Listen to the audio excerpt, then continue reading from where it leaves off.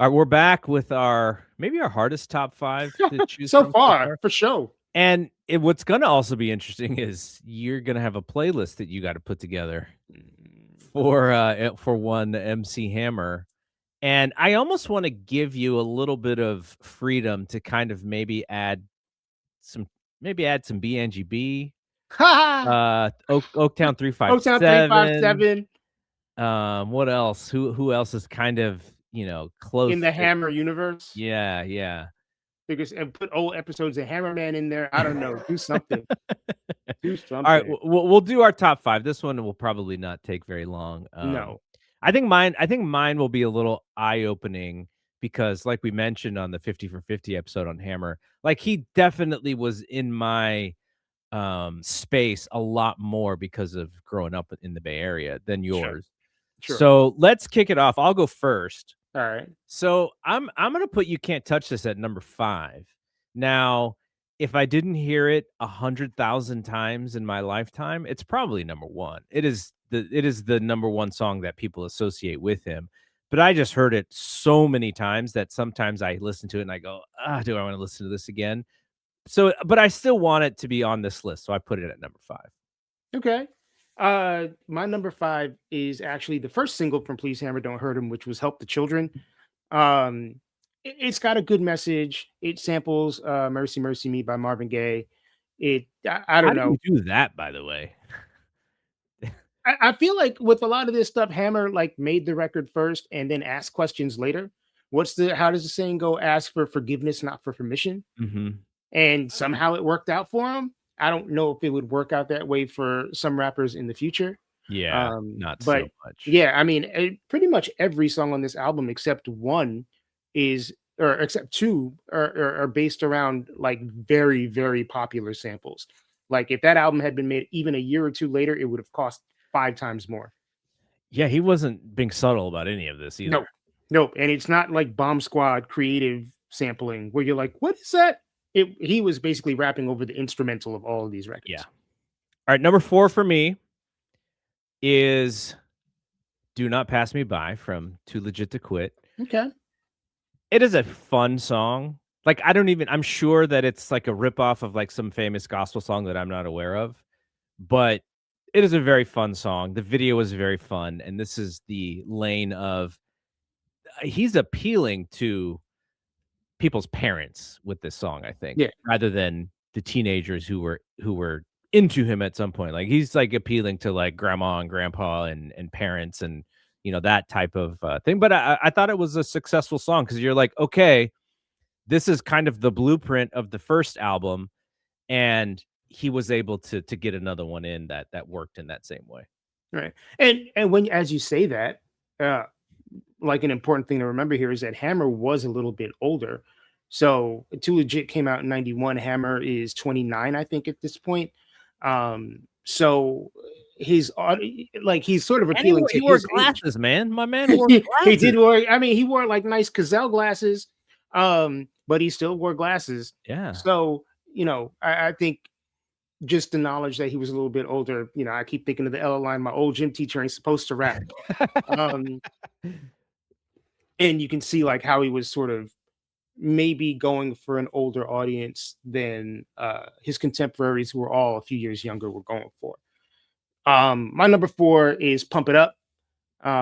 So like when I was 13, 14, most of my teenage years, um, at night on like Fridays and Saturdays, uh, I'd hang out with my aunt and her husband, and we would just like watch BET.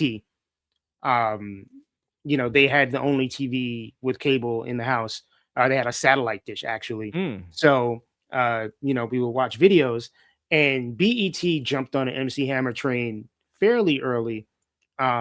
So my uncle became like a huge MC Hammer fan because he was a, big dancer kind of guy. So we had the Let's Get It Started CD in the house. Um, and Pump It Up is just like, you know, it's a song that fits Hammer. It's super danceable. His rhyming is not like embarrassing. It just felt like that was his pocket right there. So can we actually talk about you just reminded me of something when you said your uncle was a dancer. Mm, Um The idea of the MC Hammer dance that he called the Chinese typewriter. Typewriter, yeah. What made the typewriter Chinese? Like, is there Is there a difference between American typewriters and Chinese typewriters? I mean, other than the characters, Right. I don't yeah, that's the part I don't know. I was like, what made this Chinese? Maybe it's just that because he was going so fast, it seemed like there were more keys on the keyboard. I don't know, man. Like that meme of, like, the cat, like, just, like, Yeah, typing just really typing fast. away. Yeah. Okay, so, yeah, that one was kind of interesting to me, the typewriter move that he would do. Okay, and you know what? This music of our youth, so many things are trendy. Everyone wants to see those people, to rap the songs, Mm. to act like them, to dance. I don't remember anybody trying to do the Chinese typewriter. It was not really cool. I mean, I think whatever. Like it was corny, and I'm sure there were some kids that tried to do it. I unfortunately, and this is only because they were hand me downs. I had a pair of hammer pants There you go. and wore them to school and got laughed at like horribly. Um, but when you're 14 years old and you're not buying your own clothes and your wardrobe is limited, you do what you got to do. But yeah, I had balloon pants. They're very similar to the weightlifting pants from back in the day called the The Zubaz. Do you remember Zubas, the Zubaz? yeah, but the Zubas weren't tapered at the bottom. Like hammer pants were like billowy up top, and then they like they tapered down at the bottom, so they were like cuffed. Look, man, Um, I wore some Z Cavaricis Z Cavarici, to my 8th grade graduation, so let's I know. go, I let's know. go. The fashion choices some of us made back in those days. I it I'm was glad there's very little, if any, photographic evidence. I think it was Z Cavaricis, and if I remember correctly, maybe like a shiny satin shirt and a bolo tie. That was the style, though. Yeah. That was, you were rocking your little like new kids chic. But the one thing that people did do that was inspired by Hammer, because I think he actually created this for Deion Sanders, but Deion Sanders's little dance that he would do when he would return an interception or he'd return a punt for a touchdown, where he'd kind of do that little dance in the end zone. I think Mhm. Hammer's the one who came up with that so that he could do in the end zone. People did do that on the field for sure. You know what just popped into my head? Must Be the Money. The Yep. video for Must Be the Money by Deion Sanders. Now Dion couldn't rap for No, sure. he could He not. could not rap, but some of the beats on that album are better than the beats on Hammer's album. Of him. Like Hammer, gave like he there was probably a little bit of money put into that Dion album, because I remember I'm trying to think of what the song was, but there was like a really fast song where it was kind of reminiscent of those songs in like the late 90s with where the BPMs were like so fast, where that was the whole idea, was how fast can we make this song? Like there's some songs on that album that reminded me of that time frame. Right. All right. So number 3 for me is Too Legit to Quit, and it's just so memorable. The video's so memorable. I didn't play it out like You Can't Touch This. It couldn't have gotten played out. It wasn't that big of a hit by comparison. So every once in a while when I hear it on the radio, when I'm scrolling through my Sirius XM and some one station will play it, I'm like, okay, I'll let it go. I'll What let it station keep would playing. that be? I don't know, some 90s station probably. Wow. So my number 3 actually came from Funky Headhunter. It's called Don't Stop. And I don't know, man. This was a time period when I watched Arsenio every night. Mhm. And I remember Hammer was on Arsenio. Um, Although now I'm like, how would I have watched that episode? It must have been right before I moved out. Um, but I liked the song, bought the cassette single, didn't think that I would be buying a Hammer record in 1994, but I liked the song enough that that I bought it. Teddy Riley produced it. He also Mm. produced Pumps in the Bump. So it's got the production is solid, even if Hammer's still rhyming like Hammer. Yeah. Yeah. There are some songs on the Funky Headhunter where he is answering these dudes who dissed him like Just them. 3 years before. Yeah. And at this point, again, things have moved on so fast that I don't even think people even remembered that, the beefs that he's trying to overcome in 1994 on the Funky Headhunter. Well, yeah, I mean, 1994, my man is just in Kid and Play, and nobody cares about Kid and Play in 1994. Yeah, and he's trying to point to the scoreboard as if like his career had not changed since 1990, Right. and I was like, I don't know, my guy, like Like, it's not bro, the you same. dissing people and you broke. Yeah, yeah. Okay, number 2 for me is "Let's Get It Started." Um, I it's always been one of my favorite Hammer tracks from when I first found out that there was an album before "You Can't Touch This" Yes. came out. So the video is so budget. Like if you've seen that video, so budget. I think I actually like it better because of that. Like, so we had a channel. I want to say, I think it was just a local channel. It's called actually it was because it was called the California Music Channel. Okay. And so they would play a lot of stuff that MTV wasn't going to play because it wasn't on MTV's radar. And I remember seeing the Let's Get It Started video for the first time. And I'm like, man, this was only like a year before or 2 years before You Can't Touch This, which is like super produced and like, for MTV. And you're like, what is this like video doing? Like, so I would always get a kick out of it because you wouldn't see that on MTV until much later. And then they would play some of his old stuff, but Right. you'd see that on There's California Music Channel. you can't touch this budget. Let's get it started budget. And like even lower, it might be like this. Like it doesn't, my hands don't even fit on the screen. um, Uh, yeah, man. So have you ever there's a parody record of Let's Get It Started called Somebody Farted? I do remember this. Yes, Bobby, Jimmy, and the Critters. And whenever I think of Let's Get It Started, that song is what pops up in my head first.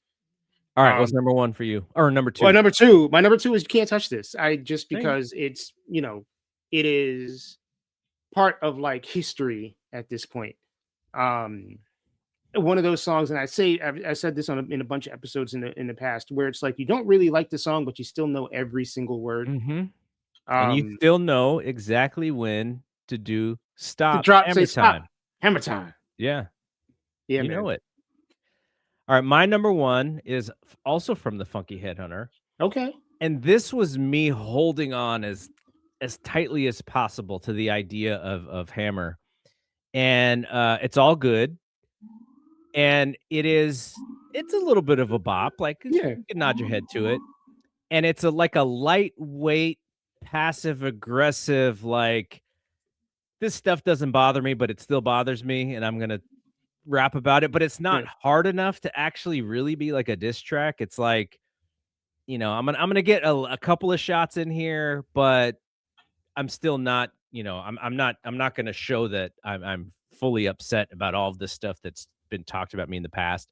But, he's pretend like he's gonna beat people up and stuff, but I like this song, um, because I really like the feeling and what where I would use it as is, I would get ready for a baseball game because 'cause I'm already out of high school and I'm getting ready to play, in, like, adult leagues and semi-pro leagues and stuff. Maybe I was still in, like, the Palomino League or whatever, but I would use that song to kind of, like, get me in the right headspace Hmm. for, preparing for a game, getting my uniform on, like, kind of getting in that mood, and I would use this song, for a little while too. It would kinda be my go-to song to just kind of get me in, like, the right zen moment to play baseball. Interesting.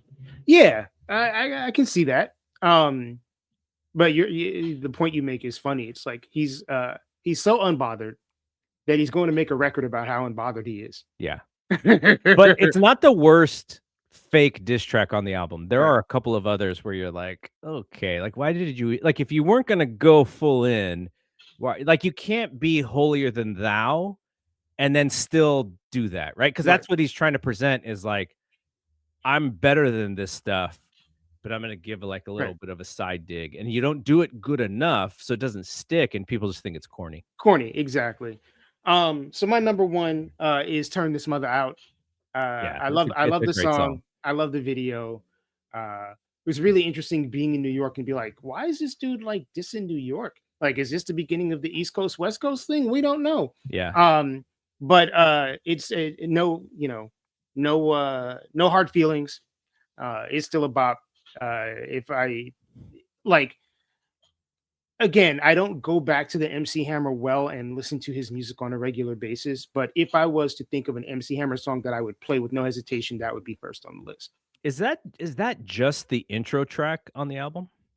I think so. Yeah, it's like Because I it's mean, like it's really short. It's like not a long song at all. oh no, there's a. I mean, I don't necessarily remember the version on the album, but there's a whole like 4 minute track with the video. He might have like remixed it or something like Yeah, that. yeah, yeah, yeah. That might be what happened. So, what's also interesting about listening to "Let's Get It Started" is you notice like the James Brown stuff on it, and Hmm. I told you earlier in the week when I was listening to it, I was like, I think it's not actually James Brown, it's Eddie Murphy's impersonation of Impersonation. James Brown that's Mm. actually on one of the songs. I thought that was kind of funny. What song? I don't even remember, but there's like it may have even been because they used to do this because when it was a tape or a vinyl, they would actually have something at the end of one of the songs reminding you to turn to go to side 2 or Right. whatever side, and it could be in that one, but, like, there's a joke like, there's a joke in the LL album too where they're talking about go to side 2 Two. or flip it over or whatever. There's one in this album too. I don't remember if it's that song that he does that, but I remember hearing, like, the James Brown stuff and going like, "Wait, I think that's Eddie, that's not." I think it might even be from, like, Raw, Give actually. me that, honey, give me that. Yeah.